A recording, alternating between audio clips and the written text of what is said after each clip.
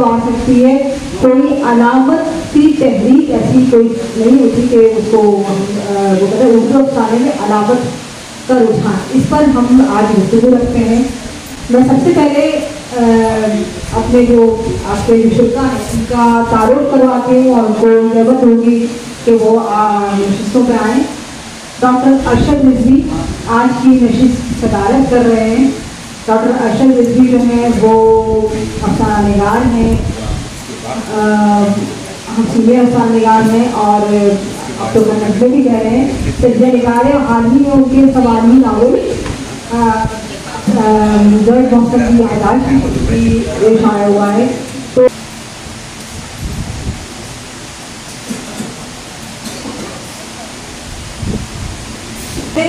بدی وارسی افسانہ نگار ہیں, شاعر ہیں, ناٹککار ہیں اور ابھی تو نظمیں کتابیں آنے والی ہیں. افسانے ان کا ناٹک کا سفر اور افسانے کا سفر تقریباً ایک ہی ہفتے میں شروع ہوا.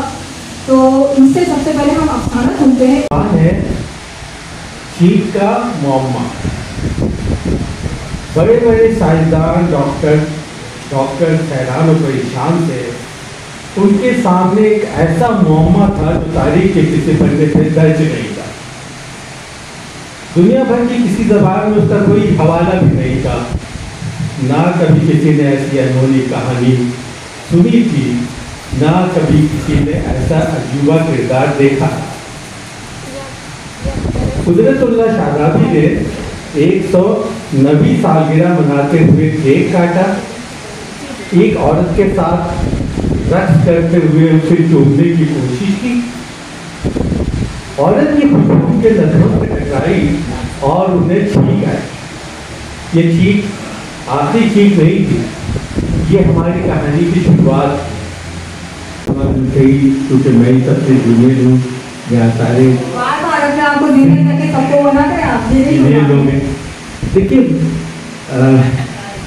لفظ افسانہ سنتے ہی جو پہلی بات ذہن میں آتی ہے وہ کہانی.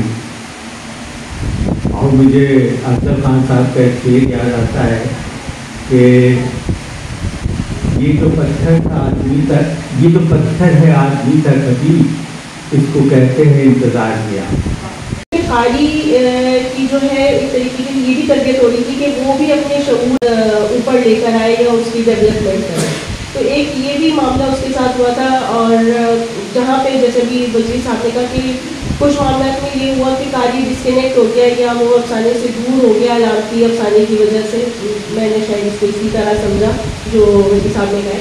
تو وہیں پہ کچھ لوگوں کی جو اپنے آپ کو بھی جاننے کی جو ایک صلاحیت تھی وہ ان کے اندر جاگی تھی کہ وہ جو پیچیدگیاں ہوتی ہیں انسانی شعور کی, وہ جب تک آپ کے پاس کوئی ایسا موضوع نہ آئے یا کوئی ایسا موقع نہ آئے ایک چنگاری کے طور پہ, تو آپ کو بھی نہیں پتہ ہوتا کہ آپ کے اندر کیا ہے. اور یہ ہے کہ علامت کے ساتھ ساتھ جو ہے وہ انہوں نے اشتہارے بنائے.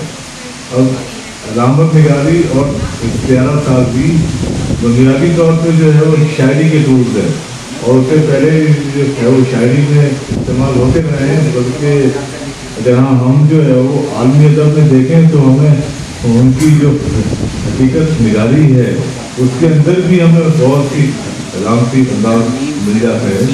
لیکن اردو میں جو ہے وہ 60 کی دہائی کے بعد یہ سلسلہ شروع ہوا, اور پھر جو ہے وہ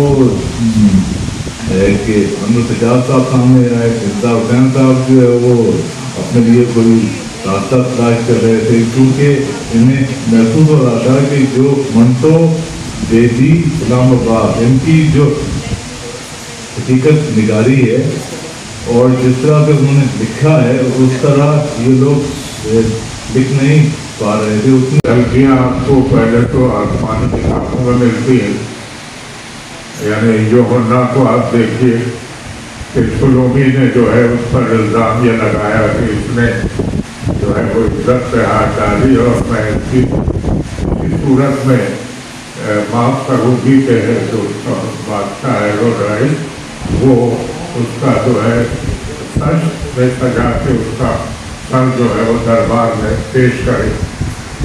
اب جیسے کافکا ہے تو اس نے میٹامارفوسس میں جو مطلب گرگری کی جو कैफियत बताई कि काकरोच में तब्दील हो गया हो, और उसके बाद क्या एक्सर्शन सिचुएशन उसकी हुई है, उससे आपको अंदाज़ा होता है कि हाँ ये वाकई कोई ऐसी कैफियत है कि जिसको हम आम बयानिया में अदा नहीं कर सकते। तभी उनकी उड़ान में खूबसूरती नहीं थी। ज़्यादातर अपनी छोटे गोले दारों पर बैठे थे। वो दरिया पर भी गए थे, वो सूखा पड़ा था और जुबान निकाले देखता था। दरिया और परिंदों का रिश्ता बहुत पुराना था, लेकिन अब ये रिश्ता टूट रहा था। रिश्ते तो और भी टूट गए थे। मवेशी खुश्क किनारों पर मर रहे थे और खून चूसने वाले कीड़े उनके जिस्मों पर रेंगते थे।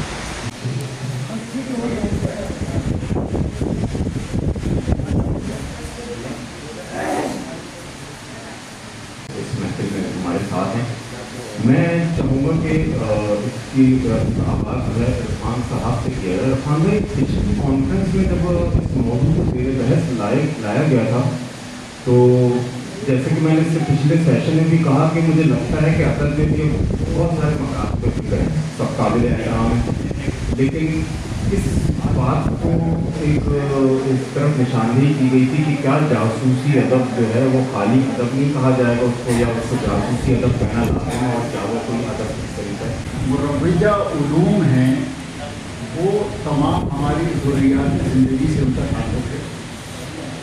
अदब का ताल्लुक़ हमारे ज़माने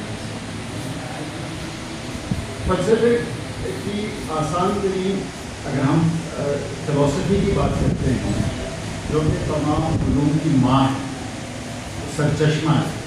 अगर हम फ़लसफ़े की बात करते हैं तो फ़लसफ़े के जो है उसमें कायनात में जो कुछ मौजूद है उन सब के बारे में जानना जो है वो फ़लसफ़े का मकसद है। कोशिश है जिसको मैं आप लोगों के बलबूते पर, आप लोगों के सहारे से करने की कोशिश करती हूँ। आज भी वो सबसे पहले ऑन टाइम पर आ गए, तो मैं सबसे पहले आप सब लोगों की दिल अजीज शख्सियत जो है सहर अंसारी साहब में ख्याल को इस वक्त मेरा दिल की हदूद जो है उस हदूद को छू सकती है। मैं नहीं समझती कि इस जन्म में कम अज़ कम मैं सहर अंसारी जैसी बलागत और फ़हम और फरासत के दर्जे पर जा सकती हूँ। ये सहर अंसारी साहबी की खूबी है, और चांद फिक्शन की हमेशा से सरपरस्ती उन्होंने की है, चाहे नहीं है अरशद रिजवी साहब या कहीं इस्लाम अंसारी साहब और दूसरे तमाम सदूर शबनम अमान भी यहाँ पे तशरीफ़ फरमाए। मैं सबकी दिल की गहराइयों से शुक्रिया अदा करती हूँ, आपकी जानिब से भी, अपनी जानिब से भी और अपनी पूरी टीम की जानिब से।